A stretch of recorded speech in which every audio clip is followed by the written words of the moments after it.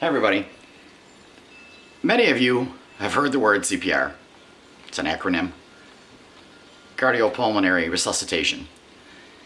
In my jobs that I've had for over 20 years, I've been trained in CPR. Never used it until Father's Day. My mother is 86 years old and she fell and broke her hip this past winter. And she didn't heal as fast as everybody had hoped. No one really knew how much time it would take for an 86-year-old woman to heal from a major surgery. But she healed, and her walking ability was very slow. She finally got started walking around with a walker, then with a cane. She had a few setbacks. She ended up with a bowel infection, which weakened her. Urinary tract infection, again, weakened her.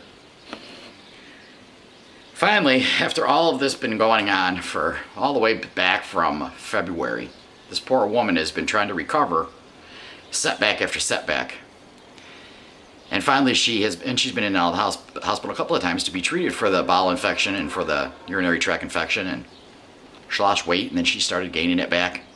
So on Father's Day, my sister had a party for all the fathers in our family, and we had chicken and steak and shrimp and a bunch of really good food.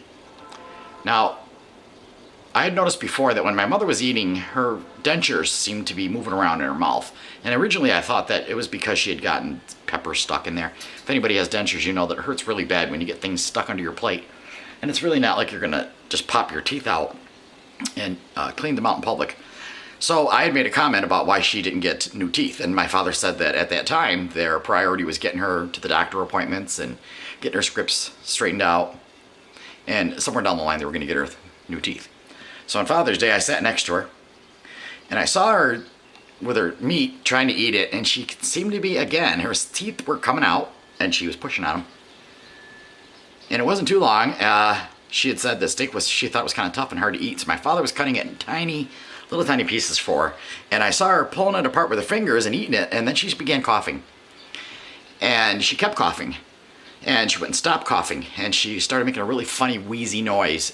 And I said, "Mom, just breathe, relax," because I thought she was panicking. Well, when I leaned around the front of her, her eyes were wide open, and I called to my sister, who's been a nurse for, 30 plus years. And I said, "Lori, I think she's choking."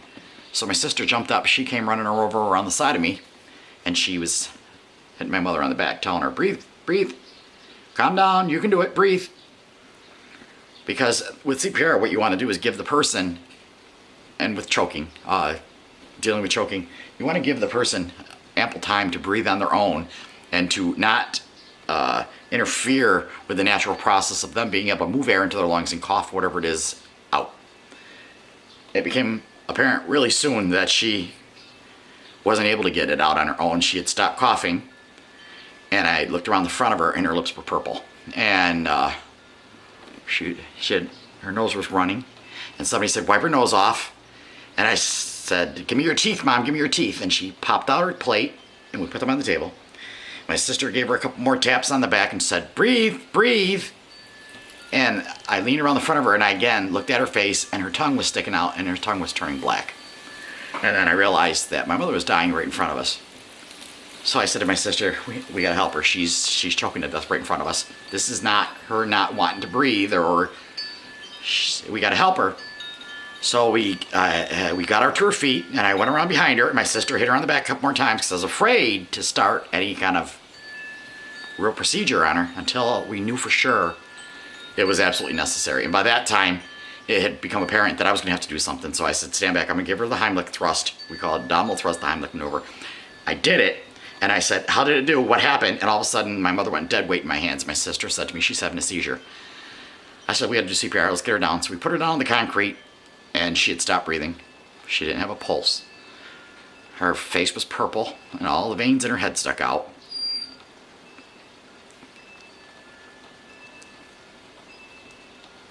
I've seen people die before. And the jobs that I have, I've seen a lot of people die. I watched my little brother die.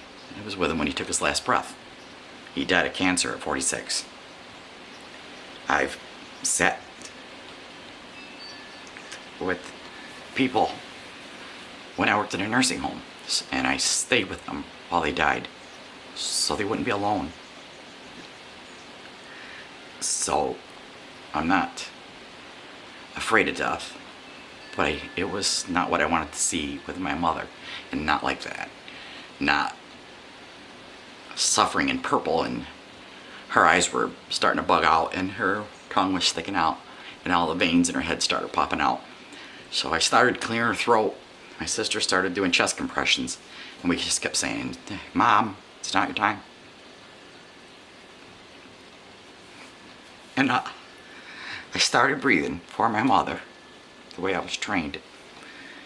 And food was coming out of her mouth. I kept trying to get the food out, and a really big piece of onion came out, and she didn't even have onions on her plate. I don't know how she got that. Got it out. Tried to breathe some more, and it was like just as if you put your hands to your mouth and blow. There was I couldn't get her chest to move. I couldn't get the breath in. And then I realized she had a bottom plate too. And her bottom plate had come off of her gums and was at the back of her throat. And I reached in there and I pulled her bottom plate out. And I started giving her breaths. My sister was doing chest compressions, and my niece was holding her wrist, and she said, "I think I got a pulse." I said, "Stop CPR right now. You have to get to that point where you stop to check, you assess things." And she still wasn't breathing. We had her head to her side, and she had a lot of foam and mucus was coming out of her mouth. And I took over and I started doing chest compressions. And my sister was working, trying to clear her mouth of the food that was in it. And all of a sudden, she gave a cough. And a piece of steak about that big came flying out of her mouth. And she immediately groaned when it came out. And then she took her first breath, and she started to turn pink again. And she started to moan. And we sat back, and we were all holding her. And she came to. And my father said that her first words were, "I'm back." And just as we sat back and she was breathing, and we were all around her, everybody was crying, and we were holding on to her, the ambulance crew came, and they took over. And they took her to the hospital, and they said she was fine. And we had saved my mother's life. So we went to the hospital to see her. We were in the waiting room while the ambulance crew brought her in and got her all squared away. We were afraid we had broken her ribs, because they used to teach us that if you don't break ribs during CPR, you didn't do it right. We didn't break her ribs. She just said she was very sore. And my sister said, "Well, it's better to be on this side of the grass than the other side." It was kind of an interesting way of putting it. And I said, "Hey, Ma, did you see the light at the end of the tunnel?" Because, when you're stressed out to the point that we were stressed out, a little humor kind of finds its way into the situation if you're lucky, I guess. I said, "Did you see the light at the end of the tunnel?" And she said, "No." I said, "Did you see Elvis?" And she said, "No." And I said, "There's going to be a lot of Southern people upset about that." I said, "Did you see God?" And she said, "No." And I said, "Was it warm where you were at?" And she said, "I don't think so." That was, 2 days ago? Today's Tuesday. That was 2 days ago. They kept her for the 2 days. They gave her another set of x-rays yesterday after the swelling in her chest went down, just to be sure that we didn't break any of her ribs. There's really no treatment for it anyway, but you do want to watch for it. And my father called me tonight to tell me that she was home safe and sound, and he had already made an appointment for her to go get a new set of dentures that actually fit her. And he was going to watch her very carefully and make sure she only got soft food until she had followed up with the doctor, because they want to make sure that the reason she choked wasn't something physical with her throat, but that for some reason she swallowed that piece of steak. She doesn't remember swallowing it, doesn't know why she would have done it, but it was a big piece, and it was the ones that my father originally cut the steak in large pieces, and then as she was eating, he was cutting little tiny pieces. We don't know why she grabbed that big piece. We don't even know where the onion came from. It must have been stuck to the steak from the platter or something. The moral of the story is, not once in all the years that I've taken CPR did anyone say anything about false teeth. Never. And I have been thinking for 2 days while I lay in bed at night and relived the whole thing again.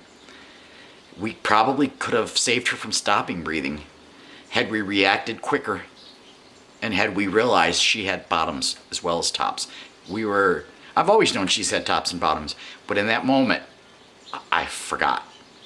And all I could think about was getting the food out of her throat. And I couldn't realize what that was in her mouth until it suddenly dawned on me it was her dentures and that they had flopped to the back of her throat.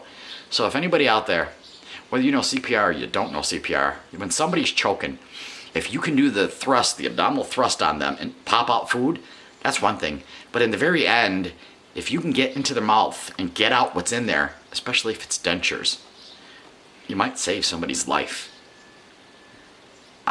I did. My mother's.